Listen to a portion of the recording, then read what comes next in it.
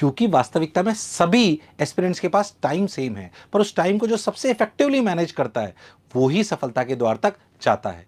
तो मेरे हिसाब से, मेरे अभी तक के अनुभव के हिसाब से, तुम्हें टाइम कैसे मैनेज करना चाहिए, उसे किन किन हिस्सों में तोड़ना चाहिए, पर वो स्टार्ट करने से पहले एक बात बता दूं, उसे ये ही फॉलो कर सकता है जिसमें अनुशासन हो, जो डिसिप्लिन्ड हो, जो करना चाहता हो। अनुशासन आता है इच्छा शक्ति से, कुछ कर गुजरने की इच्छा शक्ति से। जब तक ये नहीं होगा, ये सारे वीडियोस आपके लिए बेकार हो जाएंगे। तो पहले इच्छा शक्ति रखिए कि नहीं सर, हम वो सब करेंगे जो हमें सफलता के द्वार तक ले जाएगा। तो अगर इच्छा शक्ति है, अनुशासित रहना चाहते हो, तो वीडियो काम का है, पूरा देखना। अच्छे से तोड़ा है, कैसे मैंने खुद ने क्या क्या करा था, कैसे बच्चे करते हैं, क्या इफेक्टिव तरीका है जिससे आप कॉम्पिटिटिव एग्जामिनेशन को क्लियर कर सकते हो, चाहे वो जेई या नीट हो या कुछ और हो। अगर हम बात करें तो टाइम मैनेजमेंट जो बच्चा तैयारी कर रहा है उसके 3 हिस्से हैं। उसका डेली रूटीन में कितना टाइम जाना चाहिए, उसका एकेडमिक्स में कितना टाइम जाना चाहिए, कहाँ कहाँ जाना चाहिए, और फ्री टाइम में उसे क्या करना चाहिए और वो कितना टाइम होना चाहिए। तो मेरे अनुभव के हिसाब से आपको कैसे टाइम देना चाहिए, क्योंकि बच्चे को पता नहीं पड़ता वो कब किस में कितना टाइम खराब कर देता है। फिर जब टारगेट की बात आती है तो पीछे रह जाता है, क्योंकि वो बिल्कुल मिसमैनेज्ड है। ये लिख कर करना पड़ेगा कि नहीं मैं ऐसे ऐसे ऐसे करूंगा, जब इससे ज्यादा होगा तो मैं अपने आप को शिफ्ट कर लूंगा, क्या मुझे करते हुए इतनी देर हो गई है। फिर कह रहा हूं उसके लिए अनुशासन और बार बार सेल्फ इंट्रोस्पेक्शन की बहुत आवश्यकता है, आत्मचिंतन की बहुत आवश्यकता है। तो इन तीनों को अच्छे से बताता हूं, तुम्हारा किसमें टाइम कितना कितना जाना चाहिए, जिससे ज्यादा नहीं जाना चाहिए। देखो, अगर मैं बात करूं डेली रूटीन, सुबह उठते हैं, उठकर एक आलस वाला टाइम होता है कि यार बिस्तर में जो है उठ गए, फिर आधे उठ तो गए, नींद भी पूरी हो गई।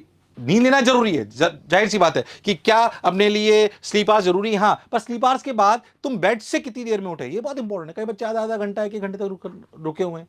या ध्यान से देना, स्टार मार्क कह रहा हूं, ये टाइम 10 मिनट से कम होना चाहिए।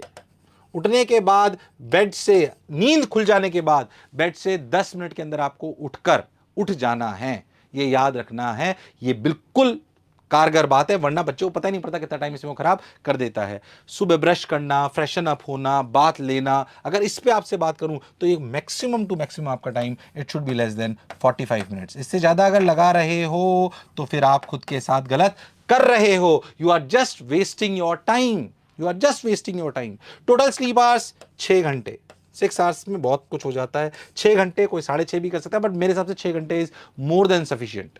5.5 से 6 घंटे मैं भी पूरा टाइम सोता था, उससे काम चलता है। 6 घंटे सफिशियंट होते हैं। साउंड स्लीप लीजिए, एक बार लीजिए, दिन में मत सोइए 110%। रात को सोइए, मोबाइल साइलेंट करके सोइए, और बिल्कुल ऐसे सोइए कि जैसे हमारे राजस्थानी भाषा में कहते हैं घोड़े बेच के सोते हैं, है ना। तो घोड़े बेच के सोना है मतलब बिल्कुल बस, अब दुनिया से कोई लेना देना नहीं, ठीक।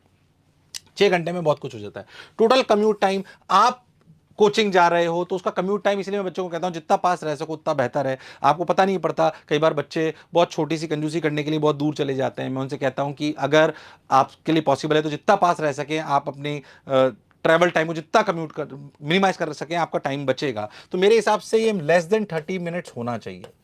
अगर किसी का ज्यादा है तो किसी भी कारणवश, हो सकता है मजबूरीवश, तो भैया फिर उस दौरान को पढ़ाई में यूटिलाइज करना है, वरना ये टाइम आपका खराब हो रहा है। लेस देन 30 मिनट्स, क्योंकि आपको थकान भी कराता है ये, तो आपको पढ़ते रहना है। अगर इससे ज्यादा है तो लेस देन 30 मिनट्स आपका ये टाइम होना चाहिए। टोटल ईटिंग टाइम, ऐसा नहीं बच्चे टीवी देखते जा रहे हैं 1 घंटे तक खाना ही खा रहे हैं, ब्रेकफास्ट, लंच, डिनर, शाम की चाय, 4 मिला के 4 घंटे तो इसी में पूरे हो गए, 3 घंटे तो इसी में पूरे हो गए। ये time should be less then, मेरा तो सही बताऊं तो मेरा व्यक्तिगत ब्रेकफास्ट, लंच और डिनर, ईमानदारी से बताऊं तो लंच तो मेरा कोचिंग पे आ जाता है, मैं यही काम करता रहता हूं, सामने मीटिंग चलती रहती है, मैं खाना खाता रहता हूं। सही बता रहा हूं मैं तुम्हें ईमानदारी से, क्यों इतना ज्यादा टाइम खराब करना।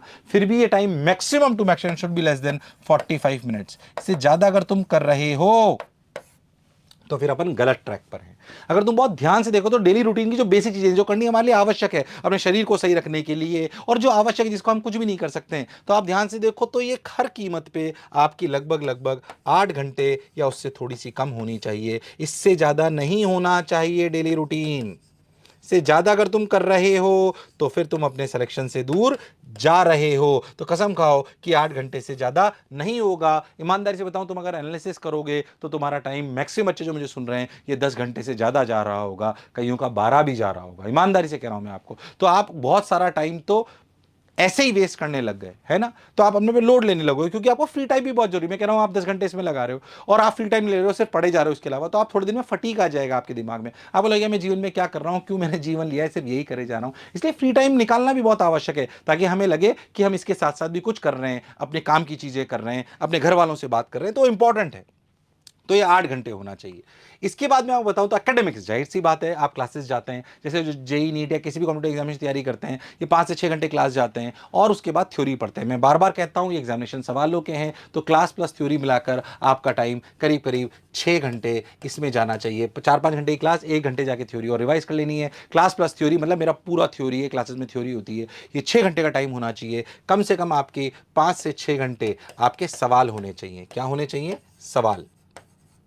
ठीक है, 5 से 6 घंटे आपके सवाल होने चाहिए। इसके अलावा आप कहाँ कमी कर रहे हो, 1 घंटा कम से कम इस पे देना है। जो आप टेस्ट पेपर से एनालिसिस करते हो उससे पता पड़ता है ये कमी है, ये टॉपिक वीक है, ये स्किल वीक है। इस पर बहुत बार वीडियो बना चुका हूं, उन्हें जरूर देखिए। जो आपकी वीकनेस है 1 घंटा उस पर देना बहुत जरूरी है। ये बच्चे इग्नोर कर देते हैं, सिर्फ इन दोनों बातों पर ध्यान दें। पहली मिस्टेक जो बच्चे यहाँ पे करते हैं, 12-13 घंटे अगर उन्हें पढ़ना है तो 8-10 घंटे सिर्फ थ्योरी पढ़ते रहते हैं, क्लास जाते हैं फिर घर आके भी थ्योरी पढ़ते हैं। ये मिस्टेक नहीं करनी है। 5 से 6 घंटे सवाल करने, कितने करने हैं इस पर भी ज़्यादा नहीं बोल रहा हूँ, जेईई नीट के लिए अलग अलग हो सकता है, पर इन बातों पे ध्यान देना है। रोज 1 घंटे अपनी मिस्टेक्स पे काम करना है, तभी आपकी बात बनेगी। यानी कि अगर तुम बहुत ध्यान से देखो तो करीब करीब ये आपका टाइम 13 आवर्स के आसपास जाना चाहिए। डेली रूटीन के अलावा आपका 13 आवर्स के आसपास ये टाइम जाना चाहिए। 12 टू 13 आवर्स आप ऐसा समझ लें कि 12 टू 13 आवर्स आपका ये टाइम जाना चाहिए, है ना।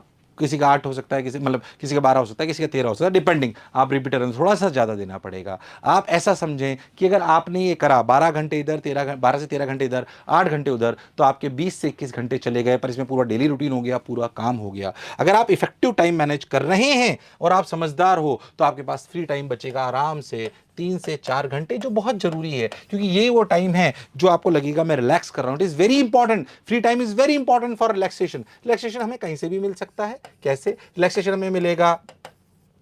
फैमिली मेंबर्स के साथ, भाई बहनों के साथ, दोस्तों से बात करके। फैमिली, दोस्त, है ना, कोई हैबिट जो आपको खुशी देती हो, गिटार बजाना, क्रिकेट खेलना, फुटबॉल खेलना, कुछ